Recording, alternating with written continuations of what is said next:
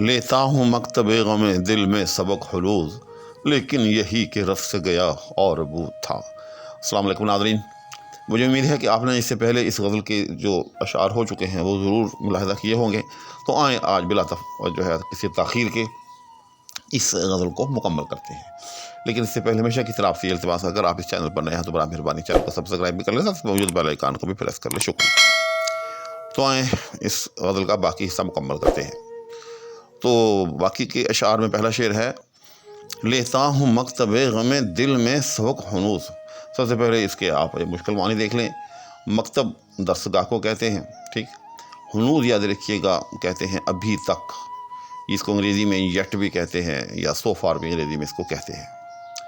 تو کوئی مشکل شعر نہیں ہے، بڑا آسان شعر ہے۔ لیتا ہوں مکتب غم دل میں سبق حنوز، بہت خوبصورت غالب نے یہ ایک اضافت جو ہے وہ تراشی ہے، مرکب اضافی، کہ مکتب غم دل کا جو مکتب ہے اس کے اندر جو ہے میں ابھی جو ہے زیر تعلیم ہوں، ابھی تک حنوز، ابھی تک، لیکن یہی کہ رفت گیا اور بود تھا۔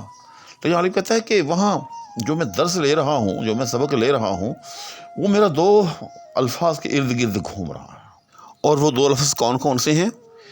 ایک رفت اور دوسرا بود، لیکن یہی کہ رفت گیا اور بود تھا۔ اب پہلے آپ تھوڑا سا، اگر آپ فارسی کو مکمل طور پر نہیں جانتے تو تھوڑا سا یہاں فارسی کو بیچ میں جو ہے ڈالنا پڑے گا۔ یاد رکھیے گا کہ رفتن اور بودن یہ دونوں فارسی مصادر ہوتے ہیں۔ رفتن کا مطلب ہوتا ہے جانا، اور بودن کا مطلب ہوتا ہے ہونا۔ تو ان سے ماضی کا صیغہ جب بھی بنتا ہے، یاد رکھیے گا، تو اس کا طریقہ یہ ہوتا ہے کہ جو آخری حرف ہوتا ہے مصدر کا، وہ ساتھ سے جو ہے اتار دیں، اور آخری حرف جہاں کون سا ہے؟ نون ہے۔ تو رفتن سے کیا بن گیا؟ رفت، یعنی گو وینٹ گان، جیسے انگریزی میں ہوتا ہے پاسٹ ٹینس، تو فارسی میں پاسٹ ٹینس جو ہے آخری حرف ہٹانے سے بن جاتا ہے۔ تو رفتن کا پاسٹ ٹینس کیا بن گیا؟ رفت۔ اسی طرح سے بودن کا پاسٹ ٹینس کیا بن گیا؟ بود۔ اور معنی کے کیا ہو گئے؟ رفت چلا گیا، اور بود کا معنی ہو گیا وہ وہاں موجود تھا۔ بس اب یہیں سے آپ کو جو ہے وہ شعر کی تشریح بھی سمجھ میں آ جائے گی۔ یعنی غالب کہتا ہے کہ میں صرف دو الفاظ کا درس لے رہا ہوں۔ اب آپ فارسی کو چھوڑ دیں، معنی میں نے آپ کو سمجھا دیے ہیں، اب آپ اردو کی طرف آ جائیں کہ میں نے دو الفاظ کا درس لے رہا ہوں۔ دو الفاظ کون کون سے ہیں؟ تھا اور گیا۔ ترتیب تھوڑی سی الٹ لیں، پہلے آپ بود کو لے آئیں جس کا مطلب تھا، پھر آپ رفت کو سامنے رکھ لیں جس کا مطلب چلا گیا۔ بس انہی دو لفظوں کے درمیان پورے شعر کی تفہیم ہے۔ اب ذرا شعر پر نظر کریں کہ لیتا ہوں مکتب غم دل میں سبق حنوز، کہ میرے غم دل نے جو ایک مکتب کھولا ہوا ہے۔ اچھا یاد رکھیے گا کہ مکتب جو ہے وہ دل نے نہیں کھولا ہوا، ہاں یہ اس میں بہت نکتہ ہے۔ غم دل نے کھولا ہوا، اور اس مکتب میں وہ جو غم دل نے کھول رکھا ہے، بس دو ہی سبق جو ہے وہ دیے جا رہے ہیں، صرف دو سبق۔ کون کون سے سبق؟ دو سبق، بود اور رفت، یعنی تھا اور گیا، بس یہ دو حرف جو ہے وہ سکھائے جا رہے ہیں۔ اور اس کا کیا مقصد ہے؟ اس کا مقصد یہ ہے کہ غم دل جو ہے وہ بیچارہ جو ہے وہ اپنے دل کی جو کیفیت ہے، اس کے دل پر جو گزری ہے، اس کو بیان کر رہا ہے، اس کو سکھا رہا ہے۔ اور وہ کیا سکھا رہا ہے؟ کہ ہائے وہ دل کہ جو کبھی پہلو میں ہوا کرتا تھا، اب یہ ہو گیا بود۔ یاد رکھیے گا، یعنی بودن سے بود، کہ ہائے وہ دل جو کبھی پہلو میں ہوا کرتا تھا، بود۔ اور دوسرا سبق کیا مل رہا ہے وہاں؟ رفت، کہ وہ دل جو کبھی پہلو میں ہوا کرتا تھا، اب افسوس جو ہے وہ چلا گیا۔ بالفاظ دیگر مکتب غم دل کے اندر بس عشق کے جو احوال ہیں وہی سکھائے اور سنائے جا رہے ہیں۔ اور احوال دل جو ہوتے ہیں اس میں ہمیشہ یوں سمجھ لیں کہ دو ہی پہلو ہوتے ہیں، کہ وہ دل جو ہوتا ہے کبھی عاشق کے پہلو میں ہوتا ہے، اور پھر ایک وقت آتا ہے کہ وہ معشوق کے عشق میں مبتلا ہو کر سینہ عاشق کو الوداع کہتے ہوئے معشوق کی مٹھی میں چلا جاتا ہے۔ تو یہ ایک روایتی چیز ہے۔ تو الغرض غالب نے اس شعر کے اندر اپنے عشق کا جو ماجرا ہے اس کو بڑے خوبصورت الفاظ کے اندر، ایک تدریس کے عنوان کے اندر جو ہے وہ پیش کیا، کہ وہ میرا دل جو کبھی میرے پہلو میں ہوا کرتا تھا، معشوق کے ساتھ مبتلا ہونے کے بعد اب وہ معشوق کی مٹھی میں موجود ہے، امید ہے کہ آپ کو اس شعر کی جو ہے تشریح سمجھ میں آ گئی ہوگی۔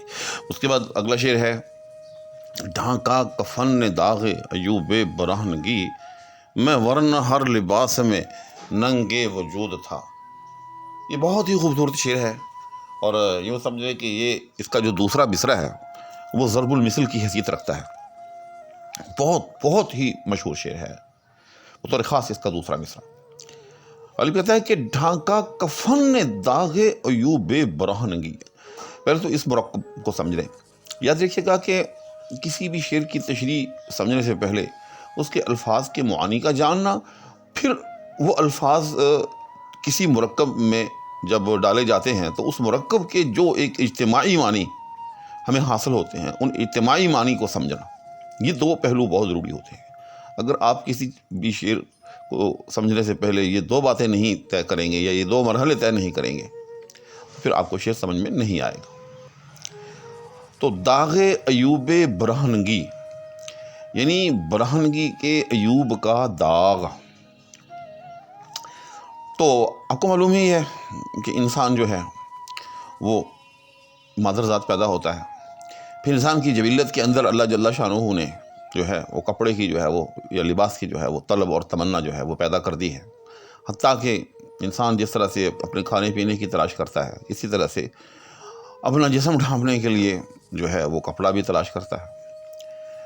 تو غالب کہتا ہے کہ ڈھانکا کفن نے داغ ایوب برہنگی، کہ برہنگی جو ہے ایک عیب ہے۔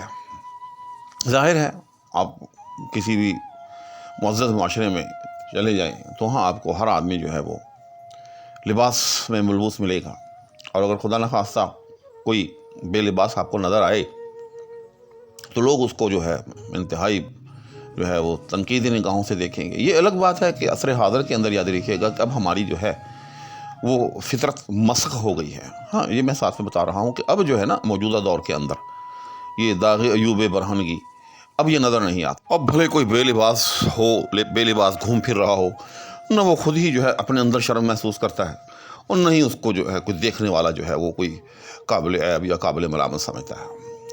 تو یہ شعر یوں سمجھ لیں کہ ایک مہذب معاشرے کے اندر جو ہے، یا جب تک ہماری فطرت مسخ نہیں ہوئی تھی اس وقت تک اسے جو ہے وہ بامعنی شمار کیا جا سکتا ہے۔ تو یہ ایک درمیان میں ایک بات آ گئی، اگرچہ اس کا شعر کے ساتھ کوئی تعلق نہیں تھا۔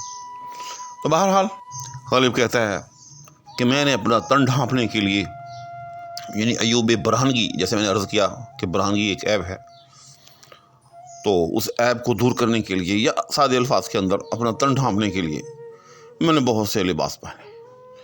لیکن غالب کہتا ہے کہ سچی بات یہ ہے کہ میں کسی بھی لباس کے اندر اپنے تن کو جو ہے وہ نہ ڈھانپ سکا۔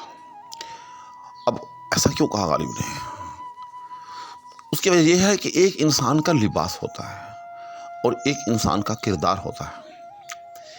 تو انسان جو ہے لباس سے اپنا جو بدن ہے، اپنا تن جو ہے وہ تو ڈھانپ سکتا ہے، لیکن جو اس کا کردار ہوتا ہے وہ نہیں چھپ سکتا لباس سے، کیونکہ اگر ایک انسان برا ہے تو لوگوں کو برا ہی نظر آئے گا، لاکھ وہ اچھے کپڑے پہنے ہوئے ہو، لاکھ اس نے جو ہے اپنا تن جو ہے بڑے قیمتی لباس کے اندر جو ہے وہ ملبوس کیا ہوا ہو، لیکن اس کے جو عیوب ہیں، جو اس کے عیب ہیں، یعنی کردار کے عیب، یاد رکھیے گا، جو اس کا کردار ہے وہ باہر کیف جو ہے نظر آتا رہے گا۔ تو غالب نے یوں سمجھیں کہ اس کے شعر کے دو حصے کر دیے کہ ایک ہے تن، ایک ہے اس کا لباس، ایک ہے کردار۔ تو کردار کا لباس، اب ذرا شعر کی طرف آئیں کہ ڈھانپا کفن نے داغ ایوب برہنگی، میں ورنہ ہر لباس میں ننگے وجود تھا۔ کہ میں نے جو بھی